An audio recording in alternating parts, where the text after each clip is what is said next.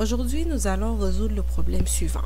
Nous avons un triangle rectangle dont l'hypoténuse mesure 2x plus 2, puis ce côté-ci mesure x et lui il mesure 3x moins 2. Fait qu'on doit trouver la mesure de chaque côté.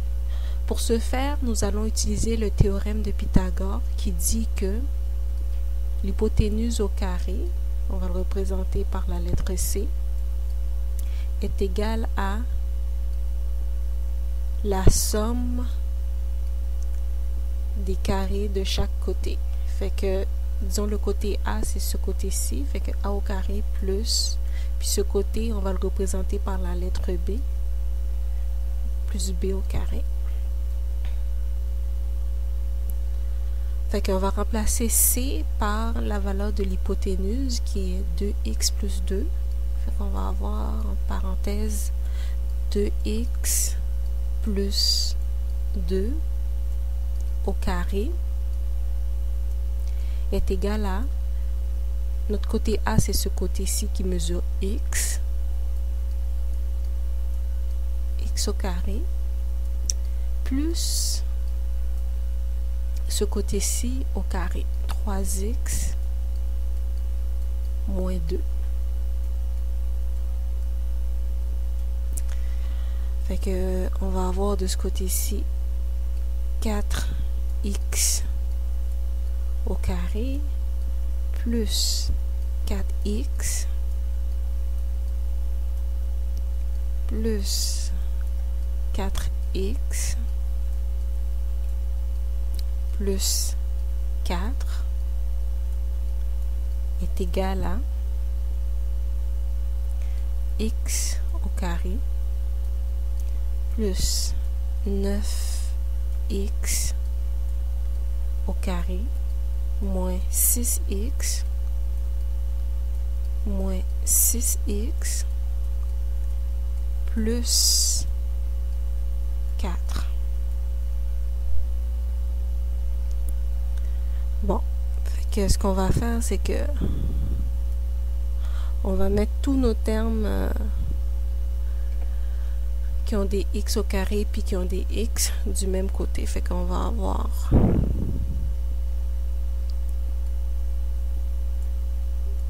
x au carré plus 8x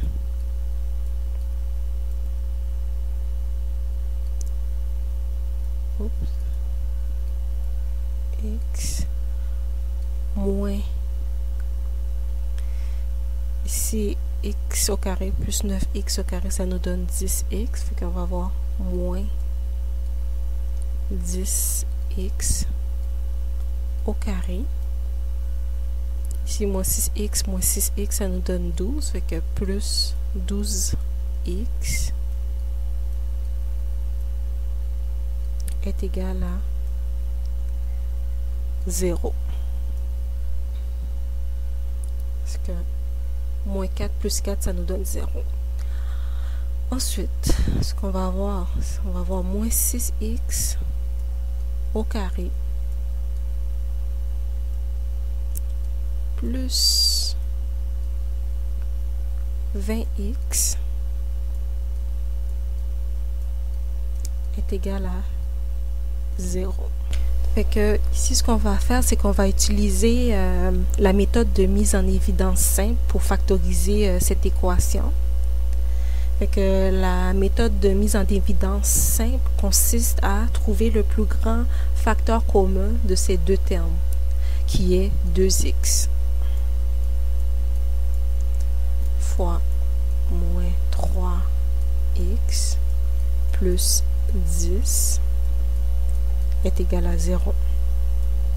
Fait que pour que ce produit puisse être égal à 0, il faut absolument que x soit égal à 0, ok? Ou que moins 3x plus 10 soit égal à 0. Fait que on a la solution x est égal à 0. Fait que ça, c'est une solution qu'on peut exclure parce que on peut pas avoir le côté d'un triangle qui est égal à 0 unité. Fait qu'on oublie cette solution. Ok. Fait que notre autre solution est moins 3x plus 10 est égal à 0. Fait qu'on va avoir moins 3x. Okay. Fait qu'on va soustraire 10 de chaque côté de l'équation. Ça va être égal à moins 10. Alors, pour obtenir la valeur de x, on va diviser chaque côté de l'équation par moins 3. Moins 3. Fait qu'on obtient x est égal à 10 tiers. Fait qu'au moins on a obtenu la mesure d'un côté. Fait qu'il faut obtenir maintenant la mesure du côté qui mesure 2x plus 2. Fait que 2x plus 2 va être égal à 2 fois 10 sur 3 plus 2. On va obtenir 20 tiers plus 2. Fait que 20 tiers plus 2, ce qu'on doit faire, c'est qu'on doit les mettre, ces deux termes-là, sur le même dénominateur qui est 3. Fait qu'on va obtenir 20 tiers plus 6 tiers. Ça va nous donner 26 tiers. Alors C est égal à 26 sur 3. D'accord? Ensuite, on va trouver la valeur du côté B qui est 2x moins 2. Fait que 2x... Ah, pardon. 3x moins 2, je veux dire. 3x moins 2. Fait que ça va être 3 fois 10 sur 3 moins 2. Fait que 3 divisé par 3, ça va nous donner 1. Fait qu'on va obtenir 10 moins 2, ce qui nous donne 8. Fait que B, le côté B mesure 8.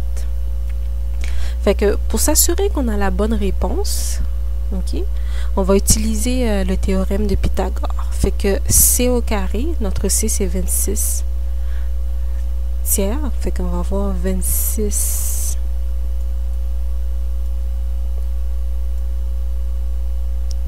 tiers à la 2, ok, est égal à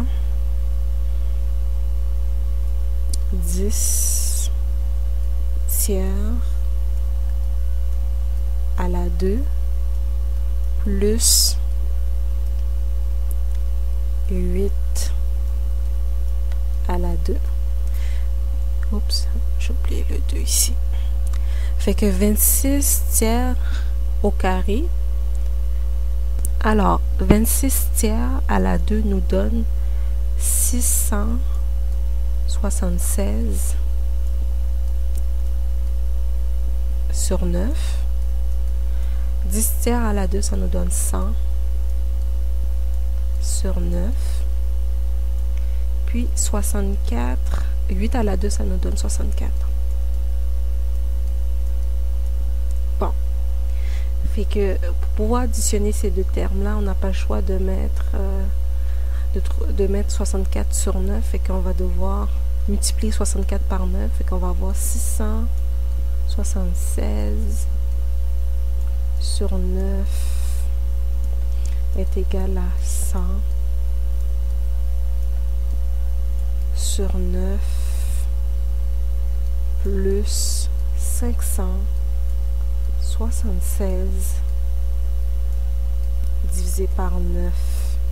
Effectivement, 100 plus 576, ça nous donne 676. Fait que nous avons bien trouvé la bonne réponse. Fait que si vous avez des questions, n'hésitez pas à les laisser en commentaire.